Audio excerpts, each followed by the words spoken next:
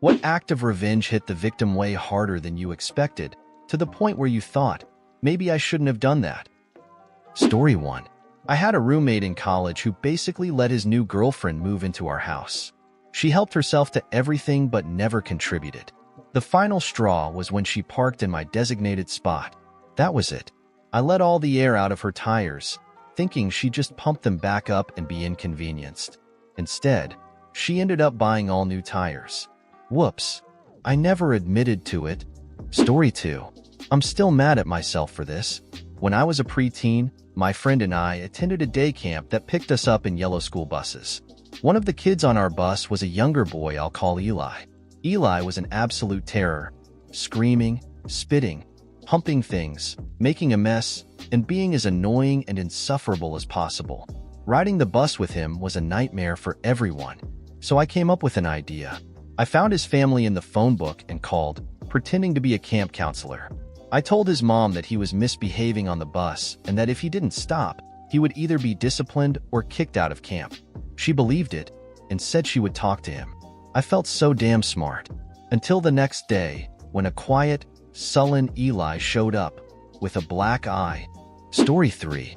A coworker and I had a friendly prank war that lasted 2 years. Near the end of our battle, he iced my car. Icing involves spraying a light mist of water over your victim's car every half hour when it's below freezing. By the time I finished my 12-hour shift, my car was encased in 2 inches of solid ice. For my revenge, I wanted something just as inconvenient for him, but way less miserable for me. So, I draped a bedsheet over his car and only sprayed it down 4 or 5 times throughout the night. The next morning, he found his car with a 1/4 inch of ice freezing the sheet to it. When he started peeling it off, he accidentally ripped off his windshield wipers, arms and all, from his ratty Jeep. I got a very angry phone call. I felt bad because our unspoken rule was embarrassing or inconvenient, no damage. I paid for the repairs, and he got his revenge. He hid a dozen pieces of smoked herring throughout my car. It took me 6 months to find the last one, tucked under the carpet beneath the back window. I can still smell it. I don't even own that car anymore. Story 4. My older brother was always pretty horrible to me as a kid, and my parents never really did much about it. He was also much bigger than me, so I couldn't retaliate physically, unless I wanted to get swiftly crippler cross-faced or put in the walls of Jericho. One day, I'd had enough. My revenge? He had been playing Rome, Total War for about 6 hours a day for 3 weeks straight. So I started a new game and overwrote his save file. I had never seen rage like that. At the time, I regretted it because his anger scared me, and it only made him dislike me even more. But now, I praise my 13-year-old self for hitting him where it hurt most. Story 5. I guess revenge usually implies some planning or time between acts. But when I was 14, I was rolling up the hose in my backyard with a friend because my mother told me to. The 2 girls next door were playing in their yard and came over to talk. One was about 12, the other around 7. The 12-year-old happened to be standing on the hose, and I asked her to move. She didn't. I pulled the hose hard enough to make her fall over. That's when the 7-year-old screamed bloody murder, ran straight at me, and bit me right on the stomach. She wouldn't let go, and I could see blood starting to stain my shirt. I grabbed her head and tried to pull her off, but she wouldn't budge. So I did the only thing I could. I full-on punched her in the eye. I'm not proud of it, but at that moment, it had to be done. Unfortunately, the house was owned by a local church where I happened to attend Boy Scouts. Word spread fast that I had punched a 7-year-old and given her a black eye, but no one cared why. Story 6. I was 11, and my older brother was 16. We would fight and argue all the time. But one day, things escalated. I was running up the stairs to get away from him when he whipped the back of my legs with a long rubber chew toy. It left a big, figure-8-shaped welt. I knew he was faster and stronger than me, so if I tried to fight back directly, he'd just stop me. So, I came up with a plan. I grabbed a flathead screwdriver and held it over the stove until it was red hot. Then, I ran up to him and very openly went to stab him, knowing he'd instinctively stop me. He grabbed my wrist, just as I expected, and I drove the red-hot tip into his forearm as hard as I could. Man, I was a crazy asshole as a kid. Sorry, Mike. Story 7. When I was about 7 or 8, there was this girl at my school who was absolutely horrible. Let's call her Cindy. Cindy would run up to you and yank out your hair, steal whatever toy you were playing with, eat your snack at snack time. In other words, she was a real menace. One day, as recess was ending, she ran up to me, pulled my hair, and actually tore some out. That was the last straw. As the teacher was gathering everyone inside and wasn't looking our way, I grabbed Cindy by her pigtail and dragged her over to the playground. Now, this playground was built in a weird way. It had an enclosed area in the middle of 3 bridges that formed a triangle, and once you were in, it was tricky to get out. Bigger kids could jump in during hide and seek and climb out later, but Cindy was too short for that. So, I picked her up, threw her down in there, and walked back inside. It wasn't until an hour later that the teacher realized Cindy was missing. I didn't say a word, and it took them another 30 minutes to find her. I got in trouble, had to spend a week in the principal's office, and lost my Game Boy for a month. But Cindy never messed with me again. Story 8. Back in elementary school, a friend threw a piece of chalk that hit me square in the forehead. For younger me, it was the most humiliating moment. Everyone who saw it started laughing their asses off. Kids are assholes. I spent the next few days plotting my revenge, determined to get him back in the exact same way. Then, one day, I saw the perfect opportunity. Chalk in hand, I found him standing at just the right distance, a perfect chalk throw away. I yelled his name and launched the projectile as he turned around. For some reason, he had his mouth open at that exact moment, and the piece of chalk flew straight into his throat. His eyes widened as he started choking. I froze in shock as he dropped to his knees, coughing. Thankfully, someone grabbed him from behind and thumped his back, and he managed to swallow it. An adult walked in. Can't remember who, but she looked at me and asked what happened. At that point, I was shaking, fully realizing that I had almost killed my friend. So I panicked and said it was a mint. My friend, still shaken, just laughed and said it went straight into his throat, and he hadn't even tasted it. The adult sighed and said, "Next time, just hand it over like a normal person," before walking away. Years later, when I was moving to another country, I reminded him of the incident and finally came clean. He snapped and yelled, "I knew it." Story 9. This wasn't really a planned revenge, but it's something I still feel guilty about whenever I think about it. As a kid, I was extremely easy to scare with jump scares, and I hated them. Anytime something jumped out at me, I'd go straight into fight or flight mode, and then be absolutely furious afterward. Once my friends caught on, they made it their mission in life to scare me at every opportunity. Despite my hatred of being scared, I was a huge fan of Halloween. I threw a Halloween party every year, either on or near the big day.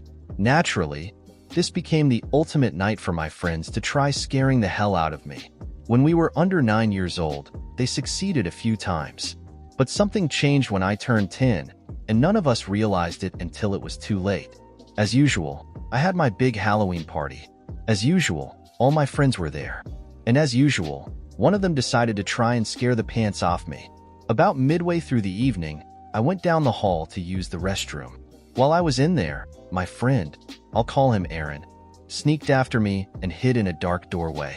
I came out, started down the hall, and Aaron jumped out and grabbed my arm. Ordinarily, this would have made me bolt like a scared little kid. But that night, something was different. The flight side of my fight or flight response just didn't turn on. Before I even knew what I was doing, I whirled around and punched him square in the face. It was pure instinct. The moment my fist connected, I realized what I'd done and completely freaked out. Aaron ripped off his mask, clutching his face and groaning, or so I thought. And I immediately started yelling for my dad, terrified that I had seriously hurt him. My dad and the rest of my friends came running down the hall.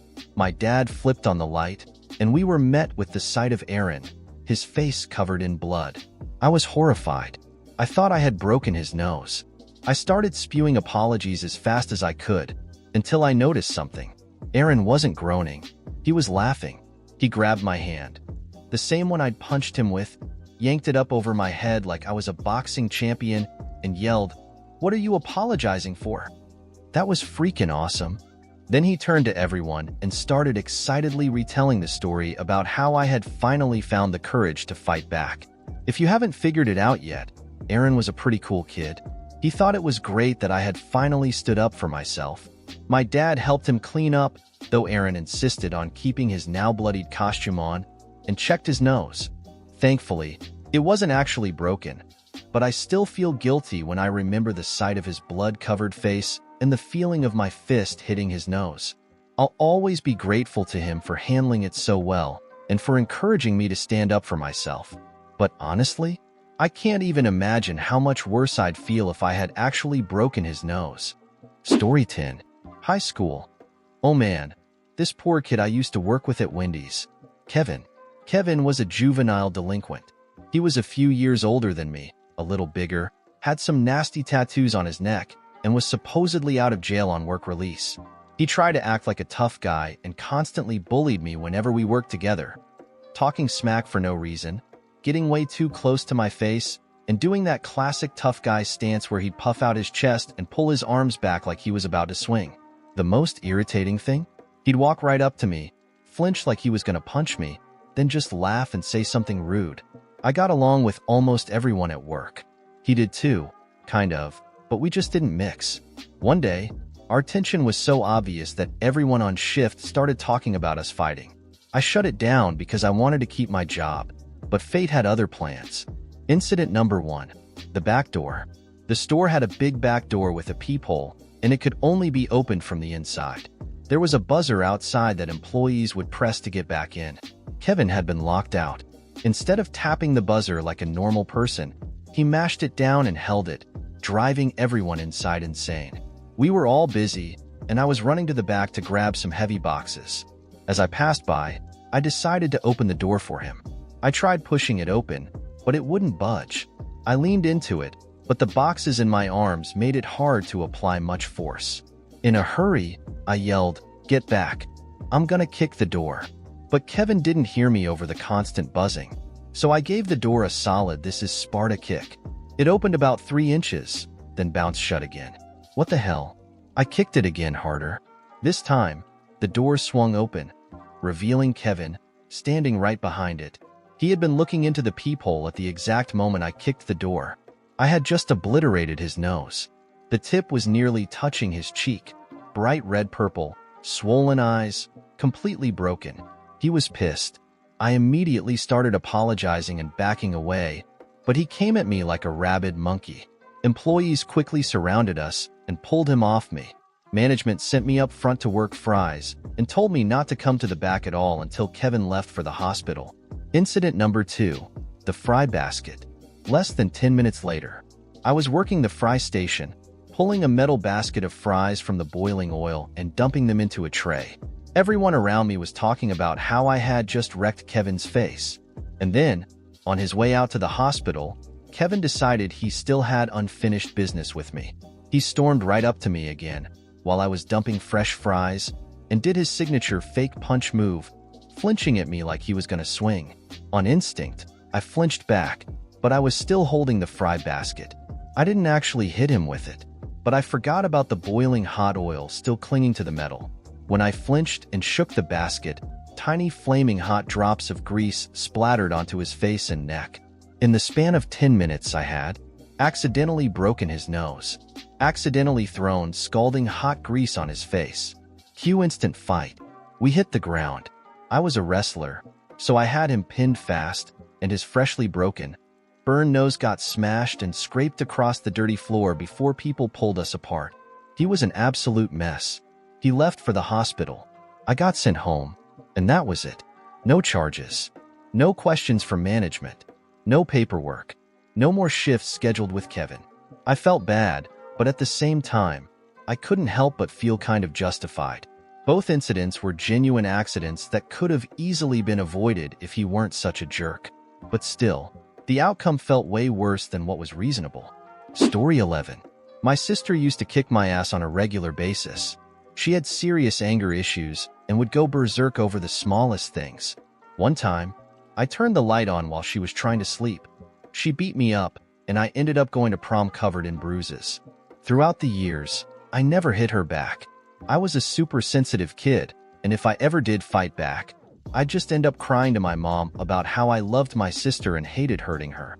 After I graduated, she had calmed down a bit, but she still had issues. One night, I came back from a small party, and she was back on her old bullshit, getting mad over something stupid and totally losing it. We got home, got out of the car, and I said I was driving back to my place. She kept insisting I was too drunk, even though I'd only had 2 or 3 mini beers. She grabbed the back of my shirt, and at that moment, I was so pissed at her. I turned around fast with my fist out, aiming to hit her arm or something. She immediately let out a blood-curdling scream and dropped to the ground. Blood was spurting everywhere. She left a trail of blood as she ran inside, waking up our mom and dad.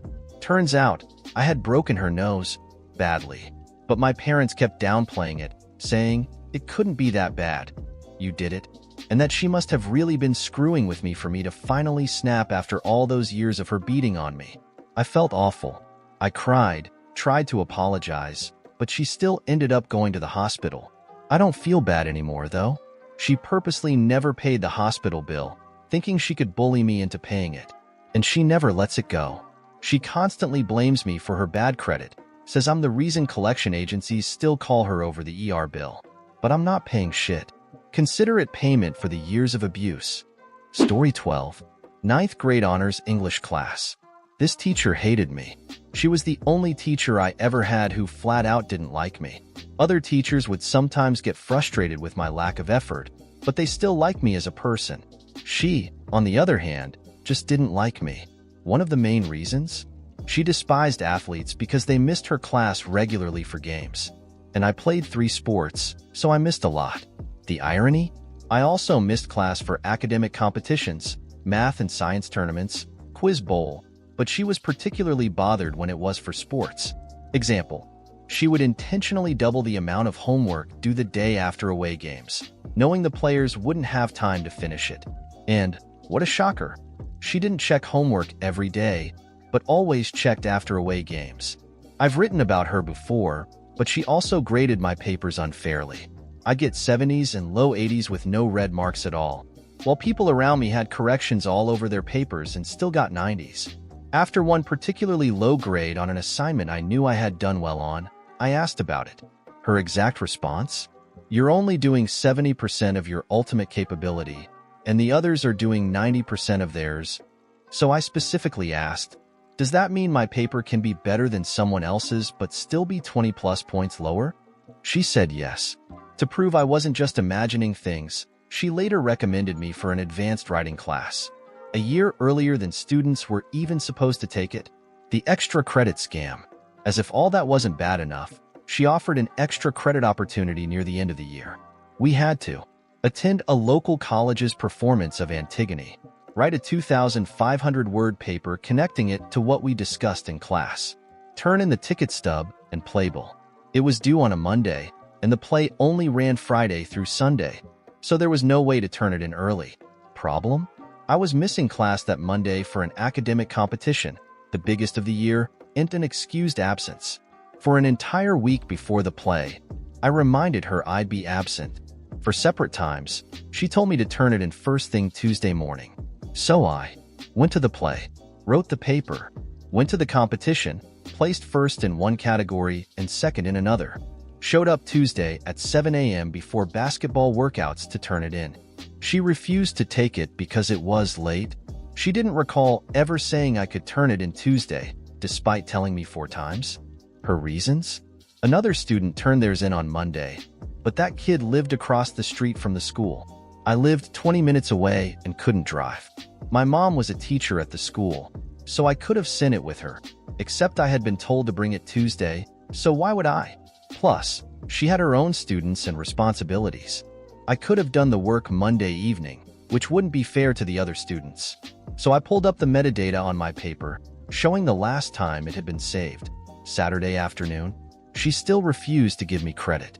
So I lost $25 for the ticket, wasted my time, and inconvenienced my mom, who had to pick me up from practice, rush me home so I could shower and change, drive me downtown for the play, pick me up 2 hours later. My mom was pissed. The The final exam and the petty revenge. This teacher prided herself on the fact that nobody had ever made an A on her final exam. She thought she was so tough. Really, she just buried students in busy work. On the last day of class, she asked, "What's your biggest wish?" I said, "I wish for an A on the exam." She laughed and said, "Yeah, and I wish for $1 million and not to have to deal with you anymore." So now, the exam. 100 questions. A 5-point bonus question. What was your favorite part of the class? What did you learn? We had 2 hours to take it, but those who finished early had to wait at least an hour before leaving to avoid distractions. I finished in 20 minutes. So, I spent the remaining time blasting her in the bonus question. I wrote, "I'm not sure I learned anything, since she never gave feedback on my writing. My favorite part of class? It finally being over and never having to deal with her again." I listed every instance of her BS, including the Antigone situation. I flat out called her the worst teacher I had ever had. I said the school would be better off without her. The bell rang. I was the only one out of 110 students to leave at the 1-hour mark. The fallout. Teachers don't proctor their own exams, so she wasn't in the room when I left. I had to wait for my mom to finish proctoring another exam, so I was just sitting outside. Then she finds me, tears in her eyes, holding my exam. "Meet me in the principal's office." She storms off. When I get there, I tell the whole story to the soccer coach, who laughs and says he's not surprised I was sent there. A few minutes later, she returns, dragging my mom out of her own exam duty. We go in to see the principal. She's crying, screaming, choking up every few minutes. After 45 minutes of me explaining everything I'd gone through that year, which my mom had already heard many times, the principal finally turns to her and asks, "How much was the bonus question worth?" 5 points. Then just don't give him the bonus points. So I got a 98 instead of a 103. I had only missed 2 questions. The next highest score? 81. Thinking she would get the last laugh, I noticed that a random assignment from week 2 of the school year had suddenly dropped 10 points in the system. My final grade? 94.4 AB. Couldn't prove she changed it, but I had tracked my grades. Should have been 95.2. Then the final karma. That summer, the school switched to a 10-point scale, making 90 plus an A. Her punishment? She had to get every homework assignment approved by the department chair. She had to start accepting assignments via email. 2 years later, she was fired after other students started complaining. Before me, the administration just thought it was a case of students whining about a hard teacher. She deserved every bit of it. Didn't think it would lead to her getting fired. But honestly, she sucked. Story 13. I have to go all the way back to 2nd grade for this one. I don't know how it was at your elementary school, but at ours, birthdays were a big deal. Usually, the birthday kids' parents would bring in sweets and goodie bags, and the whole class would celebrate. In my class, there was this one kid, an absolute menace. Let's call her Miley. Miley was as bad as a kid could be. She talked back to the teacher, never did her work, insulted other kids for being poor, and resorted to physical violence all the time, especially against the boys. She knew she could get away with it because she was a girl, and for some reason, the teacher never seemed to catch on to how horrible she was. But there was one very particular thing about her. Lambs? She was obsessed with little white lambs. They were her favorite animal. She had them everywhere, on her backpack, her temporary tattoos, her notebooks, her t-shirts. And some of you already know where this is going. Being from a Persian family, we ate a lot of lamb. And it was around this fact that my best friend at the time, let's call him Josh, and I hatched a plan. We had had it with Miley, but my birthday was coming up. And instead of asking my mom to bring in cupcakes like she usually did, I asked my dad to cook some authentic Persian kebab kubita, my favorite meal. Being the only brown kid in my class, I think I managed to pass it off as a cultural enrichment exercise. The trap was set. On my birthday, we stayed in for lunch, and my dad brought a huge tray of kebabs. It was a massive hit. Kids were scarfing them down like they hadn't eaten in a week. And then, I spotted Miley. She had just finished her first kebab. Josh nudged me, wanting to spring the trap, but I held him off. I wanted her to eat more. The best part? She was wearing a pink t-shirt with a picture of a lamb on it. Looking back, I don't know why she never asked what kind of meat it was. It was clearly red meat. I figure she just assumed it was beef. And, to spare her feelings, her parents had probably never told her that people actually eat lamb. We waited until she had eaten 3 kebabs. She pushed her paper plate away, full, satisfied. That's when we launched the final stage. Josh and I walked up to her table, and in the most obnoxiously fake TV announcer voice I could muster, I said, "Well, it's easy. You just take a lot of beef and an equal part of lamb meat and mix it all together." Miley's eyes widened beyond anything I thought humanly possible. She turned to me, stunned. "What did you just say?" Josh, without missing a beat, simply pointed to the little lamb on her shirt and said, "It's made from that." The breakdown. The reason I regret this so much is because, in that moment, I watched her soul crumble. As awful as she was still just a kid. Her eyes filled with tears as she looked at the remains of her plate, then back down at her shirt. And then, the crying started. And when I say crying, I mean bawling. And when I say bawling, I mean full-on, inconsolable hysteria. She was wailing. The teacher, completely mortified, rushed over and started shaking her by the shoulders, desperately asking what was wrong. She couldn't even get words out. Just more tears. At the time, I hate to admit it, I was loving it. But now, even after all these years, it still bothers me that this is how I chose to get revenge. You might think I'm being too hard on myself. After all, she was never in any physical danger, unlike some of the other revenge stories out there. But the thing that will always stick with me? This all happened during lunch. She was whisked off to the office, still sobbing. When I was leaving at 3 p.m., I could still hear her crying. And she was never the same after that. Not as mean, sure, but I don't think I saw her smile once for the rest of the year. Her family ended up moving away that summer. I'm sure it was unrelated, but I never saw her again. Story 14. In high school, which would be late elementary school in the US, there was this kid who wasn't exactly unpopular, but he was a little awkward. On the last day before summer break, he played with us during the morning recess. Things got a little rough, and there was some light wrestling. Nothing serious, just some red ears and minor scuffles. But, as it turned out, he wasn't exactly the silverback of our schoolyard. We went back to class, finished the day as usual, got on the bus home, him still being a little sour with the rest of us, and kicked off our summer holidays. Yay, or so I thought. The letter. A week later, my dad summoned me into his study fuming. He had received a letter from the kid's dad, claiming that I had beaten his son so badly that he came home sniveling. According to the letter, the kid was in so much pain that he could barely walk. His injuries were so severe that he wouldn't be able to enjoy their family vacation, which started the very next day. If I didn't come up with a damn good excuse, they would bring the police and their lawyers down on us. Cue frantic back and forth shouting between me and my dad. I desperately tried to convince him that I hadn't actually beaten the guy up. Eventually, my dad believed me and wrote back a conciliatory letter, trying to figure out what had actually happened. The other family wasn't having it. They started collecting witness statements, and that's when it all fell apart. Whoops. Several teachers submitted written statements saying, the kid appeared to be completely fine throughout the entire day. He showed no signs of distress or pain. He interacted with teachers and students as normal. So, whoopsie. The other families suddenly concluded that there had been a misunderstanding, petty revenge, and regret. I was pissed. For a whole week, I had been expecting to get seriously beaten at home and be in huge trouble, all over nothing. So, once school started, I waited. I waited until our entire, male, class was assembled.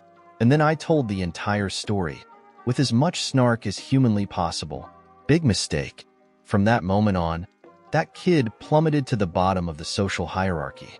He became the butt of every joke for years. That time must have been miserable for him, and I regret it deeply, because, truthfully, he was a genuinely nice kid. A little awkward, sure, but ultimately a good person who grew into a pretty decent adult. To his credit, once school started, he actually came up to me and tried to explain. His explanation? It wasn't him that was the problem. It was his overprotective parents. They were the ones who blew everything out of proportion. He hadn't even known they sent the letter until after the fact. But I was still so angry. I had spent the entire summer waiting for some kind of apology, some kind of acknowledgement that I had been wrongly accused. But it never came. Not from him, not from his parents. And they never even made an effort to get us to talk things out. And I let my anger take over. I wish someone smarter had stepped in and helped us actually talk through it.